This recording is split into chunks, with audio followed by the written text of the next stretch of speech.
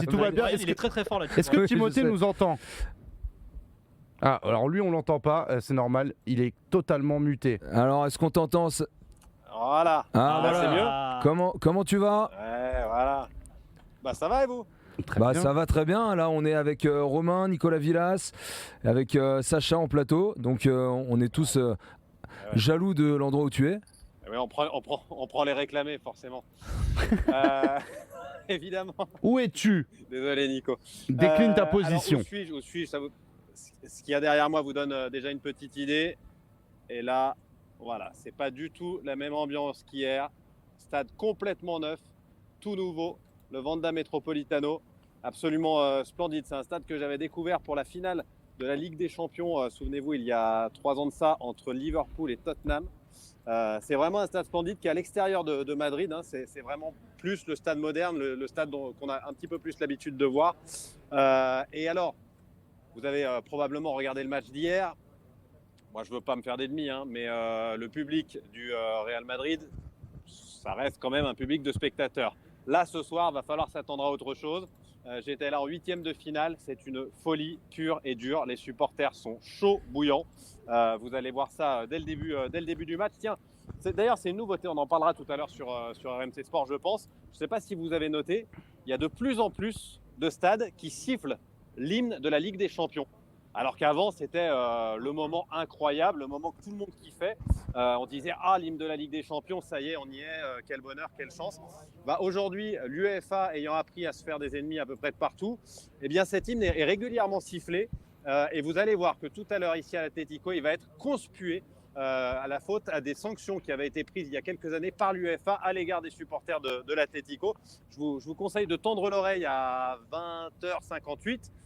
Juste au moment de l'hymne parce que ça va siffler fort. Et d'ailleurs, là tu parlais de Madrid, hier il y avait des tribunes basses qui étaient condamnées, je crois, il y avait des bâches bleues derrière sur certaines tribunes basses, c'était pourquoi? C'est les travaux. Sinon, le stade aurait été plein. Il y avait 60 000 places disponibles pour cette rencontre. Elles ont toutes été prises.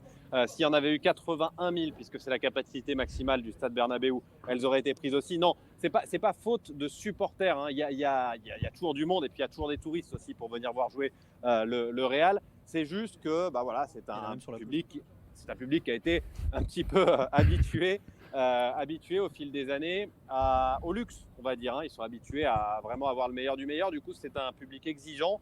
Et on ne peut pas dire, contrairement en France, par exemple, vous avez des copes qui chantent pendant 90 minutes à Lens, à Geoffroy Guichard, à la Méno.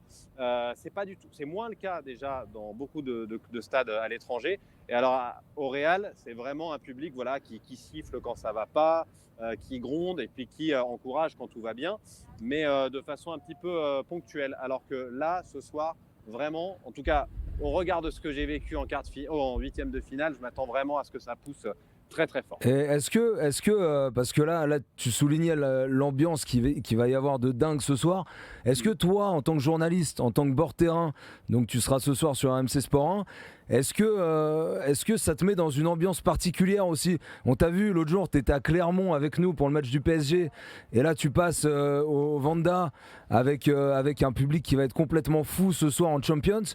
Est-ce que même toi ça te met dans une ambiance différente pour bosser? Alors, j'ai deux choses à vous raconter. La première, c'est celle-là. Là, vous voyez, c'est la position pitch reporter RMC. Et hop, là, c'est le public. Ah ouais. Donc, tu es dans le COP en réalité. En réalité, tu es dans le COP. Donc, forcément, ça te porte.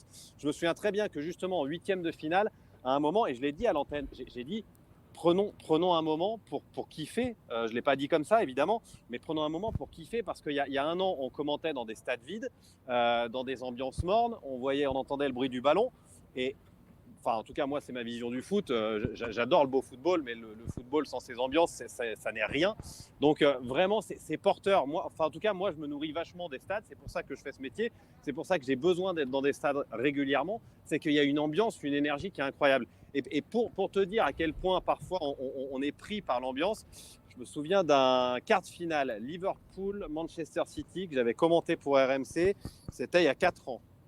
À la mi-temps, il y a 3-0 pour Liverpool qui fait un match incroyable et l'ambiance était électrique. Je pense que en tant que commentateur, parce que j'ai vu des belles ambiances en tant que spectateur, mais en tant que commentateur, c'est la plus belle ambiance que j'ai vécue. Et il y a un moment où je hurlais dans tous les sens. En plus, je supporte Liverpool. Donc voilà. Et il y a un moment, je me suis dit, Timothée, calme-toi un peu, parce que là, tu es pris dans l'ambiance. Et il y a un moment, l'auditeur, il va plus s'y retrouver, quoi. Donc clairement, on est pris, mais on fait ce boulot pour ça aussi, quoi. Les gars, vous avez une petite question pour Timothée qui est sur place? Qui est l'arbitre? Ah, voilà, c'est un arbitre qui pose la question. J'ai toutes mes fiches, mais elles sont pas voilà. à côté de moi, pour être franc. Voilà. Donc j'ai mes fiches, j'ai son âge, machin, mais je vais vous dire une bêtise parce qu'en fait j'ai en tête Marcignac qui était hier. C'est un peu la difficulté quand on prépare 2 matchs coup sur coup, c'est de pas mélanger les informations. Donc je vais pas vous dire de bêtises. Je vous récupérerai mon sac à dos tout à l'heure. Je vais vous faire un petit tour tout à l'heure si vous le voulez bien. Ouais. On ira notamment à l'extérieur On du veut stade tout. parce que il est très beau. Puis je voulais vous montrer la boutique. C'est pas la plus grande, c'est pas la plus belle, mais je la trouve top cette boutique de l'Atlético. On ira faire un petit tour tout à l'heure si vous voulez. Bah, avec plaisir. Ça marche. Juste du coup, j'en profite tant que t'es là, Nico. Toi qui as fait plein de stades aussi en bord terrain, en commentaire, en spectateur, c'est quoi l'ambiance la plus folle que t'aies fait, toi?